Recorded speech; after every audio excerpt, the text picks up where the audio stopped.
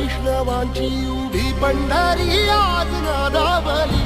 तुझे नाव ओठी तुझे रूप ध्यानी जीवाला तुझी आस गा लागली.